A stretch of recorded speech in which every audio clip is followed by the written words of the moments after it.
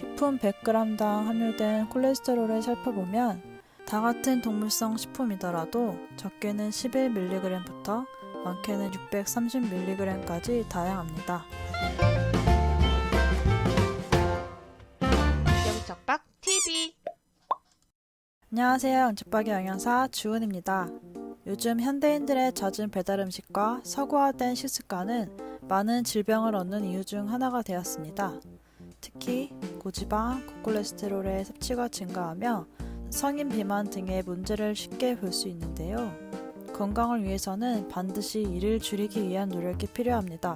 오늘 영양톡톡에서는 저지방식, 저콜레스테롤식은 무엇이고 일상에서 어떻게 실천할 수 있는지 그리고 어떤 장점과 단점이 있는지 자세히 알아보도록 하겠습니다. 오늘 영상 끝까지 확인해주세요.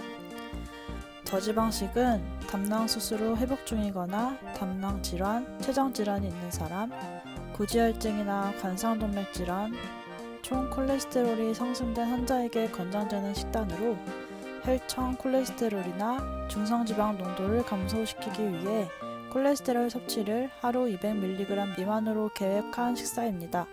물론 지방도 적게 섭취해야 합니다. 지방의 경우 칼로리의 20% 이하로 섭취하면 됩니다. 그렇다면 저지방식, 저콜레스테롤식은 어떻게 먹어야 할까요? 첫 번째로 총 지방 섭취량을 조절해야 합니다.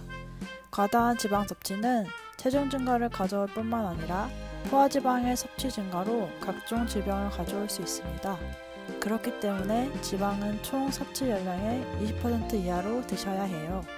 일상에서 조리 시 볶음, 튀김, 부침과 같은 지방이 많은 조리법보다는 찌거나 삶는 조리법을 선택하는 것을 추천드립니다.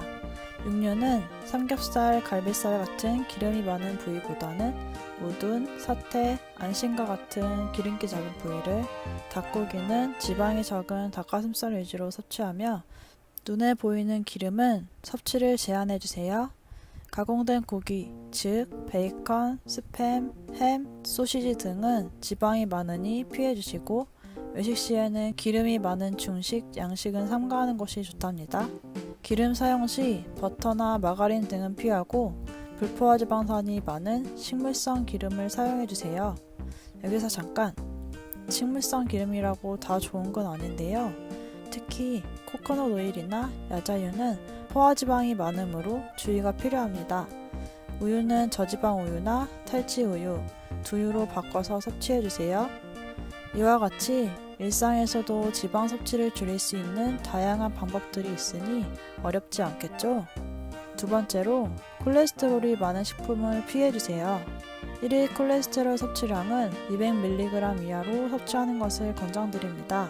식품별 콜레스테롤이 얼마나 함유되어 있는지 궁금하실 텐데요. 식품 100g당 함유된 콜레스테롤을 살펴보면 다 같은 동물성 식품이더라도 적게는 11mg부터 많게는 630mg까지 다양합니다. 콜레스테롤이 많이 들어있는 식품이라 해도 일주일에 한두 번 드시는 것은 문제가 되지 않는답니다. 식품별 콜레스테롤 함량을 확인하셔서 식단에 적용하시면 좋겠네요. 세 번째로 식이섬유를 풍부하게 섭취해주세요. 식이섬유를 섭취하면 우리 몸에 가져오는 변화가 있습니다. 콜레스테롤은 지방의 소화 흡수를 돕는 담즙산의 원료로 쓰입니다.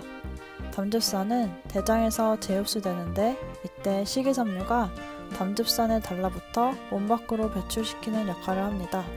그렇기 때문에 식이섬유를 섭취하면 우리 몸에 나쁜 콜레스테롤을 배출해준답니다. 특히 수용성 식이섬유 섭취가 LDL 콜레스테롤을 낮추는 데 큰 도움을 줍니다.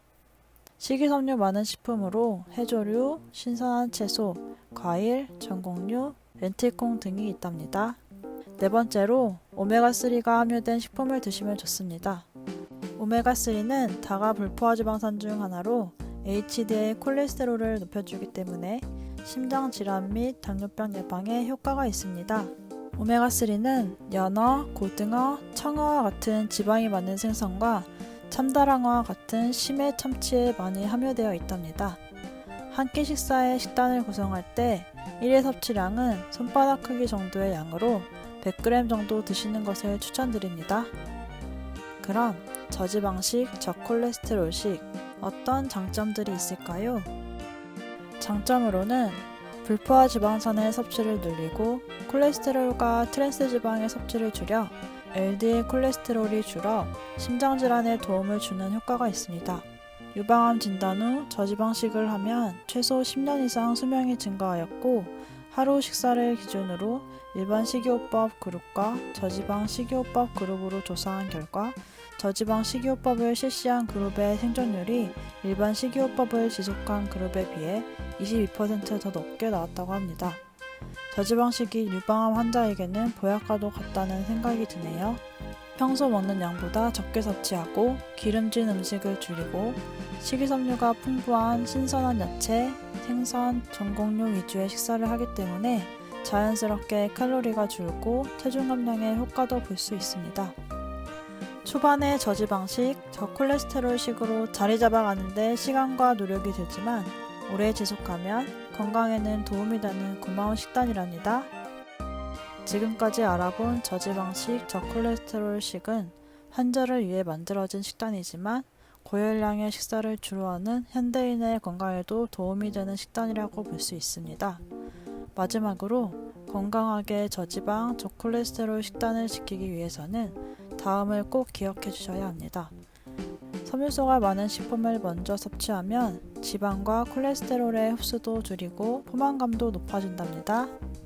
특히 빵이나 쿠키 등 가공식품에는 포화지방과 트랜스지방이 많이 들어있고 이는 우리 몸에 나쁜 LDL 콜레스테롤을 증가시킵니다. 나쁜 LDL 콜레스테롤은 몸에 콜레스테롤을 쌓이게 하며 동맥경화, 심장마비, 뇌졸중 등 심혈관 질환을 일으키는 원인이 됩니다. 튀김 종류의 과자, 도넛, 빵, 인스턴트 식품, 배달 음식을 줄이는 것이 좋답니다. 외식할 때는 중식과 양식이 아닌 한식, 생선, 야채 위주의 메뉴를 선택해주세요.